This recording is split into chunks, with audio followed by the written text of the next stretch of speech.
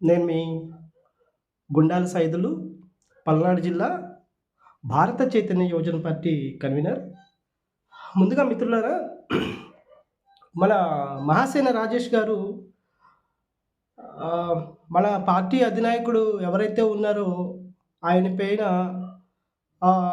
వివిధ వ్యాఖ్యలతోటి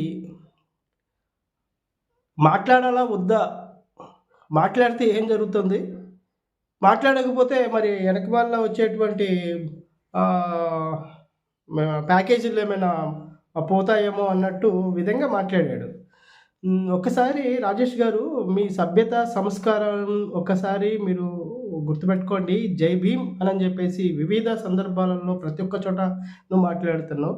భారత రాజ్యాంగాన్ని నీకు చేతికి ఇచ్చినటువంటి మన యొక్క అంబేద్కర్ గారు మన తోటి సామాజిక వర్గాలైనటువంటి మీకు ఎలాగో చేత కావట్లేదు ఈ 2 రాజకీయ పార్టీలతోటి మమేకమై ఇక్కడ మీరు ప్రజలను మోసం చేస్తున్నటువంటి తీరు కావచ్చు, అలాగనే ఈ 2 రాజకీయ పార్టీలు ఇక్కడ బహుజన జాతిని దోచుకుంటున్నటువంటి పరిస్థితులు కావచ్చు, మనల్ని ఏ విధంగా మభ్యపెట్టి మాయాజాలాలతోటి మనల్ని మోసం చేస్తున్నటువంటి పరిస్థితులు కాదు. మీకు ఎలాగో యుద్ధం చేయటం చేత కాదు, అలాగనే ఈ 2 రాజకీయ పార్టీల యొక్క అధినాయకులు ఎవరైతే ఉన్నారో మనల్ని మోసం చేస్తున్నటువంటి తీరులపైన మీరు వ్యతిరేకించడం చేత కాలేదు.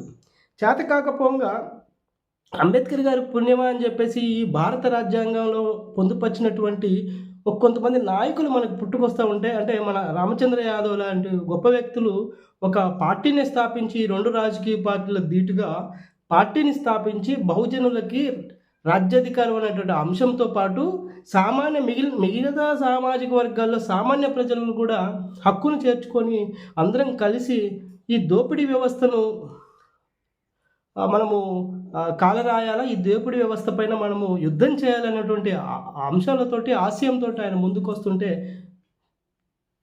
బూతులు వస్తాయి, మాట్లాడకూడదు. కానీ మీకు సపోర్ట్ చేయటం నీకు చేత కాకపోతే ఇంటి దగ్గర కూర్చోవాలే, కానీ ఇట్లాంటి వ్యంగ్యమైనటువంటి వ్యాఖ్యలు మాట్లాడి ఎవరైతే ఈరోజు ఇంత సాహసం చేసి ఒక పార్టీని స్థాపించి బహుజనులకు ఆత్మగౌరవాన్ని తీసుకొచ్చే విధంలో తన యొక్క కార్యక్రమాలు చేపడుతూ ఈరోజు ఆంధ్రప్రదేశ్ రాష్ట్రం కావచ్చు, తెలంగాణ రాష్ట్రంలో కూడా ఒక బహుజన సూర్యుడిలాగా ఉదయిస్తున్నటువంటి ఆయన పైన ఇలాంటి వ్యాఖ్యలు చేయటము నిజంగా నీకు సిగ్గుగా అనిపించట్లేదా అని చెప్పేసి మిమ్మల్ని సూటిగా ప్రశ్నిస్తున్నాను.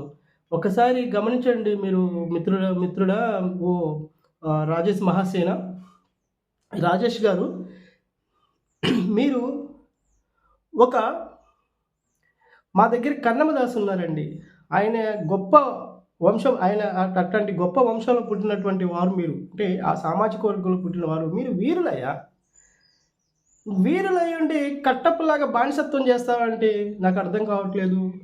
స్క్రిప్ట్ ఏదిస్తే అది చదివితే అది ఏమన్నా పద్ధతిగా ఉందా అండి? చెప్పండి. ఏమన్నావు? ఏమో నాకు తెలియదు, నేను పూర్తిగా వినలేదు, నేను పూర్తిగా చదవలేదు. నువ్వేం చదివి మాట్లాడావు మరి అలాంటి మాటలు? చెప్పు మిత్రమా, నువ్వేమి చదివి ఆయన చెప్పిన అంశాలలో నువ్వేం తెలుసుకొని నువ్వు ఆయన పైన ఇట్లాంటి వ్యంగ్య వాక్యాలు మాట్లాడావో మాకు అర్థం కావట్లేదు. కానీ మీరు మాత్రం మీ యొక్క ధోరణిని మార్చుకోకపోతే మిమ్మల్ని ఎవరైతే గౌరవిస్తున్నామో మీ సామాజిక వర్గంతో పాటు మిగతా సామాజిక వర్గాలన్నీ కూడా మిమ్మల్ని కొద్ది గొప్ప మీ మీద అప్పుడు ధైర్యంగా మాట్లాడాడు. ఇక్కడ ప్రజలకు ఈ బీసీ వర్గాలకు కానీ ఎస్సీ వర్గాలకు కానీ ఏదన్నా ఈ రాష్ట్రంలో ఏదైనా జరిగితే కొంచెం మంచిగా మనకి సపోర్ట్ చేస్తున్నాడని చెప్పేసి ఒక మంచి అభిప్రాయం ఉంది మీ మీద. కానీ ఈరోజు ఈ 2 రాజకీయ పార్టీలలో కొన్ని రోజులు ఒక పార్టీకి, కొన్ని రోజులు ఒక పార్టీకి తొత్తుగా మారిపోయావు. నువ్వు తొత్తుగా మారిపోయి ఇలాంటి వ్యాఖ్యలు మాట్లాడి మరి నువ్వే కరెక్ట్ అనుకోవడం అది ఎంతవరకు సమంజసం అని చెప్పేసి తెలియపరచుకుంటున్నాను మిత్రుడా. మీరు దయచేసి ఈ మన సామాజిక వర్గాలు ఏవైతే ఉన్నాయో మిమ్మల్ని వ్యతిరేకించకుండా, మిమ్మల్ని వెలివేయకుండా ఒకసారి మీ యొక్క పదజాలాలు కానీ మీ యొక్క స్క్రిప్ట్లు కానీ మీరు మీ అధినాయకుడు ఎవరైతే ఉన్నారో ఆయన చెప్పేటువంటి స్క్రిప్ట్లలో కానీ కొంచెం సారాంశాన్ని కూడా తెలుసుకొని, అలాగనే బహుజనుల మీద, బహుజన సిద్ధాంతవాదుల మీద, బహుజన ఉద్యమకారుల మీద ఇలాంటి వ్యాఖ్యలు చేస్తే ఒక మహాపాపకం మీకు చుట్టుకుంటుందని, అలాగని ఇక్కడున్న ప్రజలందరూ కూడా మిమ్మల్ని ఈ రాష్ట్రం నుంచి, మా యొక్క ఈ సామాజిక వర్గం నుంచి మిమ్మల్ని వెలివేస్తారని చెప్పేసి నేను సూటిగా చెప్తున్నాను. కాబట్టి ప్రతి ఒక్కరు కూడా గమనించి ఆయన యొక్క ఈ విధి విధానాన్ని మనము ఖండిస్తూ, ఆయనకి ఒక మారు మనస్సు పొందేలా ఆయన తన యొక్క ప్రవర్తనను మార్చుకునే విధంగా మన యొక్క మాట తీరు గాని, మన యొక్క వీడియోలు గాని ఉండాలని చెప్పేసి తెలియపరచుకుంటున్నాను. జై భీమ్, జై భారత్, జై ఆర్‌సీవై.